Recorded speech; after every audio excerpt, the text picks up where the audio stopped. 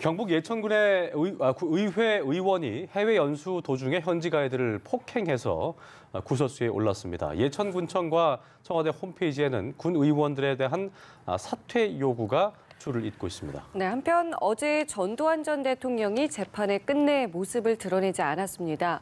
이 법원은 오는 3월 공판에 전 씨를 강제로 소환하기로 했는데요. 네. 이와 관련한 내용 오늘 손정혜 변호사와 짚어보도록 하겠습니다. 어서 오십시오. 안녕하세요. 안녕하세요. 네.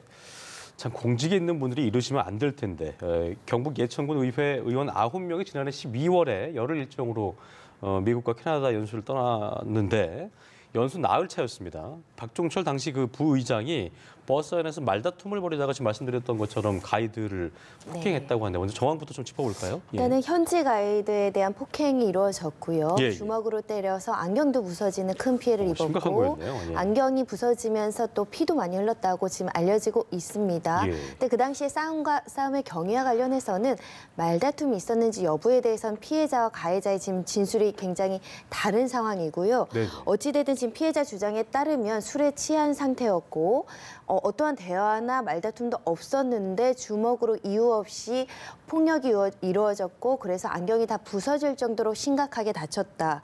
그런데 그런 심각한 피해에도 불구하고 제대로 된 사과도 받지 못했다라는 게 지금 주장입니다. 네. 그렇군요. 말씀하신 것처럼 진술은 엇갈리고 있는 부분인데요. 여기에 대해서 경찰이 이제 앞으로 어떤 식으로 수사를 진행하게 되는 겁니까? 일단은 지금 합의가 된 것으로는 보입니다. 일부 합의금도 건너갔다라고 하는데요. 네. 만약에 단순 폭력에 그친다고 한다면 반의사불벌죄로 처벌할 수 없겠지만 예. 이 폭행으로 사람이 상처를 입는 상해 진단서가 제출된 상황이라고 한다면 상해죄로 처벌할 수 있습니다. 예. 그래서 폭행의 경위와 피해 정도를 지금 조사한다는 것이고요. 특히 네. 범행 동기가 무엇인지 그리고 지금 피해자 주장은 이 피해 사실에 대해서 신고하지 말도록 회유했다라는 정황도 있다. 예. 그리고 오히려 불이익으로 나는 잘못이 없는 피해자임에도 불구하고 중간에 가이드를 교체하는 소위 말하는 갑질을 당했다. 이것은 지금 화면 주치폭력이자 나오는데 엄청난 예, 피해네요. 갑질의 피해자다 이렇게 주장하고 있기 때문에 그 전후 과정 그리고 그 당시에 있었던 목격자 그리고 피해 정도를 수사할 걸로 예상이 됩니다. 이게 그 변호사님께 여쭤보고 싶은 게 저도 안경을 끼고 있습니다만 안경을 낀 상태에서 눈 쪽을 쳐서 안경 때문에 그 피해를 입으면 더 좀 이게 큰 상해로 보지 않나요? 그렇습니다. 그 왜냐하면 폭력 때? 실제로 지금 피부에 안경이 부서진 흔적을 파편을 끄집어내는 것까지 지금 뭐 여러 차례 그 치료를 받았다라고 하는 걸로 봐서는 예. 단순 폭행이 아니라 상해 진단서가 나오는 상해 피해를 입었다라고 판단될 여지가 있고요. 예. 더군다나 양형을 고려할 때는 안경을 안 쓴 사람과 안경을 쓴 사람에게 대해서 얼굴을 향해서 그 안경 부위를 향해서 주먹을 휘둘렀다는 것은 굉장히 불리한 양형으로 작용될 수 있습니다. 그렇군요. 그 또 하나의 문제점은 이제 이 해당 가이드의 말에 의하면 여성 접대부가 있는 곳으로 데려가달라라는 요청도 했다고 폭로를 했습니다. 이 부분에 대해서도 법적인 처벌이 가능한지도 궁금한데요. 권도식 의원이 이제 보도 이런 단어를 쓰면서 이야기를 해서 처음에는 예. 보도가 무엇인지조차 몰라서 가이드가 보도가 뭐냐고 물어보기까지 저희가 했다라고 뉴스 안에 합니다. 그 보도는 아닌 거겠죠. 네, 예. 심지어는 너무 황당해서 보도 기자를 말씀하시는 것냐고까지 반문을 했다라고 합니다. 그러니까 뭐 여성 접대부가 나오는 여러 가지 이야기를 하면서 재차 요구를 했다라고 하는데요.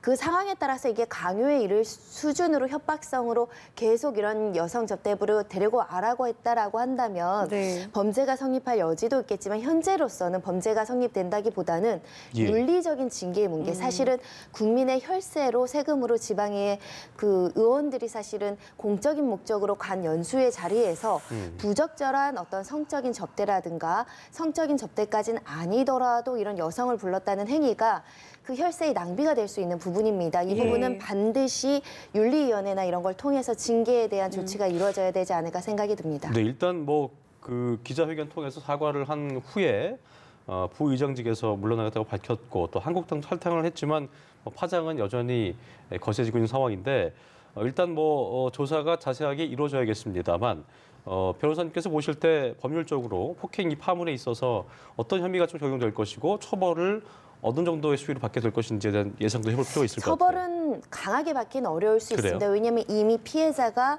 합의를 어찌돼도 합의서를 쓴 경위도 피해자 주장은 진실한 사실 없이 여러 사람이 돈을 모아서 그러니까 가해자가 돈을 준 것도 아니고 다른 의원들이 십시일반으로 돈을 모아서 성의 없이 줬기 때문에 그랬군요. 그런 정황이 있다라고는 하지만 어찌되든 합의서가 있고 합의금을 받았다는 것은 피해자한테 선처를 받았다, 피해 회복을 했다라고 판단될 수 있기 때문에 징역형이나 집행유예까지 이르지 않는 벌금형으로 그칠 가능성도 있고요. 네. 다만 이렇게 범행 전후의 경위, 더군다나 공직에 있는 사람이 여행 가이드를 폭행하고 반성하지 않고 오히려 지금 가이드 잘라라, 가이드 교체하라라고 소리치면서 이야기를 해서 실제로 바뀌었다는 겁니다. 이 전후 과정에서 보인 태도들이 불량하기 때문에 예. 범죄 처벌이 강한 것보다는 이 제명할 수 있는지, 징계를 강하게 할 수 있는지, 그리고 이런 일이 재발되지 않도록 이 군 의회 의원들의 어떤 공직 기강을 확립하고 특히 지금 외유성 출장이 늘 문제가 되는데 예. 이 출장이 적절했느냐라는 부분, 예산을 적절하게 사용한 것인지 여부도 사실은 많이 시민들이 견지하고 감시해야 되지 않을까 생각이 듭니다. 예. 맞습니다. 이게 혈세가 6천만 원이 넘는 돈을 들여서 가서 지금 이런 일이 벌어진 거거든요. 그렇죠. 때문에 이제 많은 분들이 이런 해외 연수를 폐지해야 된다, 아니면 군 의원들이 뭐 전원 사퇴해야 된다, 이런 목소리가 계속 나오고 있습니다. 일단 보수단체 회원들이 또 고발장을 접수한 상황입니다. 강력한 처벌을 해달라는 취지를 담고 있는 것인데요. 예. 이 외유성 출장과 관련해서 계속 논란이 되니까 예천군 의회가 자발적으로 기준을 만들어서 심사위원회를 만들어서 단순 시찰이나 이런 목적으로는 가지 않겠다라고 했습니다. 그럼에도 불구하고 같은 문제가 반복된다라고 하는 것은 제도적으로 좀 더 강한 규제로 사실 기준을 만들고 법률을 만들어서 이것에 위반된다고 한다면 적절한 징계와 또 회수 방안을 마련하는 것이 사실 국회의원과 지방의회에서 조례로 제정할 내용이 아닌가라는 고민을 한번 해보고요. 그리고 이번에 만약에 이 지금 폭행뿐만 아니라 실제로 이 외유가 적정했고 가서 어떤 일을 했는지 보고서 내용을 보면 그 예산 6천만 원을 제대로 집행했는지 여부가 확인이 네. 될 겁니다. 이것도 네. 보고가 돼야 될 것으로 생각이 들고요. 우리 그 지방의회 의원들도 징계할 수 있습니다. 다만 이제 제명 같은 경우는 3분의 2의 동의가 필요하고요. 그러니까 엄격한 요건으로 징계할 수 있는데 이런 윤리적 기준 그리고 어떤 집행의 기준을 어겼을 때는 강력하게 징계를 한다고 한다면 조금은 재발 방지가 되지 않을까 생각이 듭니다. 어쨌든 보실 때 이렇게 뭐 선심성 외유도 그렇고 결과적으로 아까 그 성유미 앵커의 말대로 혈세가 정말 낭비된 거고 아까 보니까 또 이분이 주최한 상태에서 합의해주자 뭐 쳐봐 나도 돈 좀 벌자 뭐 이런 말도 했다고 하고 굉장히 정말 천국이기도 하고 외유 추태라고밖에 할 수 없는 건데 자꾸 이런 것들이 반복되는 뭐 원인 이유는 뭐라고 좀 보세요? 사실은 이것 역시도 갑질의 범죄의 행태로 볼 수 있습니다. 그렇죠. 오히려 예. 본인이 가해자임에도 피해자에게 자격증 있느냐까지 따져 물었다라는 것은 본인이 훨씬 더 권력적 우월관계에서 그 인사권이라든가 권력을 행사할 수 있다라는 오만과 착각에서 이런 행동을 했다라고 보이는데 사실은 그 지방의회 의회라는 어떤 권력을 준 거는 국민들이고 지방에 계신 시민들이거든요. 그렇죠. 그걸 굉장히 무섭게 받아들이고 정말 권력을 남용하지 않도록 스스로 자제했어야 됨에도 불구하고 이런 일이 반복된다는 것은 공직자들의 기강이 조금 떨어져 있다라는 것, 그렇죠. 그리고 윤리의식을 더 강화해야 된다는 것, 그리고 이런 문제가 발생했을 때 가장 중요한 건 다음 선거에서 뽑아주지 않는 겁니다. 그렇습니다. 그리고 계속 감시하고 견제하고 문제를 제기하는 국민들의 노력이 더 필요하지 않을까 생각이 듭니다. 예. 네. 자, 저희 다음 이슈로 넘어가 보겠습니다. 네. 전두환 전 대통령이 어제 있었던 재판에도 모습을 드러내지 않았습니다. 그렇습니다. 자, 법원은 구인장을 발부를 했거든요. 이 구인장을 발부하게 된 배경을 먼저 좀 풀어볼까요? 두 번째 재판이었고요. 일단은 피고인이 형사재판에 나와서 내가 전두환입니다. 라는 인정신문을 해야 됩니다. 나는 주민번호가 어떻게 되고 이런 것들은 아주 기본적인 절차 있는데 예. 계속 나오지 않고 불출석하다 보니까 그러니까 재판 진행이 안 되는 거죠? 자체가 예. 그러니까 시작의 첫 단추를 꿰매고 있지 못하니까 재판장 입장에선 재판을 이어가야 되는데 지금 예. 불출석 사유서로 제출하는 사유들이 알츠하이머 증상이다, 독감 네. 증상이다라고 하지만 알츠하이머가 정말 중증이 아닌 이상은 거동이 불가능한 상황이 아니라면 의사의 진단이나 이런 거동이 불가능하고 불출석할 만밖에 사유이다라는 진단이 나오지 않고선 나올 수 있다라는 것이거든요. 휠체어를 타고라도 나올 수 있기를 희망했지만 그게 이루어지지 않는다는 것은 사실은 재판부의 권위를 또 실추시키는 측면도 있고요. 예. 실제로 빨리 재판을 해야 되는데 또 재판도 지연되는 부정의한 결과가 나올 수 있기 때문에 또 강력한 조치가 없으면 다음에도 안 나올 가능성이 충분히 예견이 됩니다. 예. 그래서 구인영장을 발부하셨다라고 보면 될 것 같고요. 예. 구인영장을 발부했다라고 해서 강제로 끌고 온다라는 조치보다는 3월 10일로 예정된 세 번째 재판 기일에는 반드시 나와야 된다라는 메시지를 그때 이제 전달했다라고 안 나오면 보시면 강제 될 것 구인을 같습니다. 하러 가는 거죠. 강제 구인을 하러 갈 수 있는데 네. 문제는 우리가 과거에도 박근혜 전 대통령 같은 경우 그렇죠. 구치소까지 들어갔지만 끌고 나오기는 여러 가지 상황에 비추어서 적합하지 않아서 예. 결국 실패한 전례가 있습니다. 예. 그만큼 물리력을 동원해서 구인하기는 쉽지 않을 수 있다라는 점에서 예. 자발적으로 좀 독려하는 의미로 강제 구인 영장을 발부했다라고 보시면 될 것 같고요.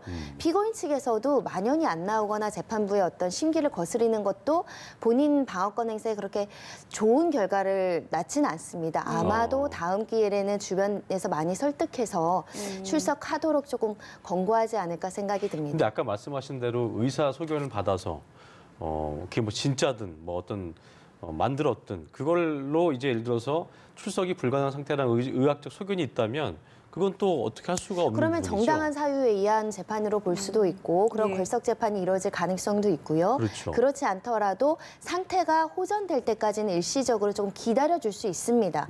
불가피한 사유가 있기 때문인데요. 근데 그에 이르지 않은 사유들은 어찌됐든 독감 정도는 사실 마스크 끼고 그렇죠. 위독한 상황이 아니라면 나올 수 있기 때문에 재판부는 못 나올 정도의 그 위급한 상황이라고 보시진 그러니까 못한 거동의 겁니다. 불편의 이유로 보지는 않는다는 거죠. 예, 그렇죠? 그렇습니다. 알겠습니다.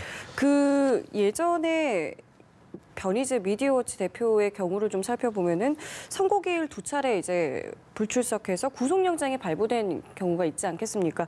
혹시 이번에 다음 3월 재판에 불출석하게 된다면 이런 상황도 벌어질 수 있을까요? 전두환 전 대통령 같은 경우는 구속영장이 발부되기 굉장히 어려울 겁니다. 일단 고령이기도 하고요. 예. 변희재 대표 같은 경우는 사자에 대한 명예훼손이 아니라 일반 명예훼손, 허위사실에 의한 명예훼손이었는데 법정형도 좀 다릅니다. 5년 이하의 징역과 지금 사자에 대한 명예훼손은 2년 이하의 징역이어서 예. 재질이 정말 좋지 않거나 동종 전과가 굉장히 많은 경우가 아니면은 실형이 나오는 경우가 많지 않은 법정형이어서 구속영장이 발부되긴 좀 어렵지 않을까 생각이 듭니다. 계속 연기는 안 될 거 아니에요. 근데 그렇다고 아까 3월에도 전직 대통령이란 특수한 신분 때문에 박 전 대통령의 상황을 봐도 그렇고 강제 집행이 부담도 있을 테니까 그럼 나중에 뭐 골석 재판으로 이루어지는 거 어떻게 해야 되는 거예요? 부득이하면 그럴 가능성이 있는데요. 전두환 전 대통령 측에서 변호인이 설득해서 나올 수밖에 없을 겁니다. 왜냐하면 강제 구인을 하는 그 시도 자체가 사실 전직 대통령으로서 국민에게 보여줘야 될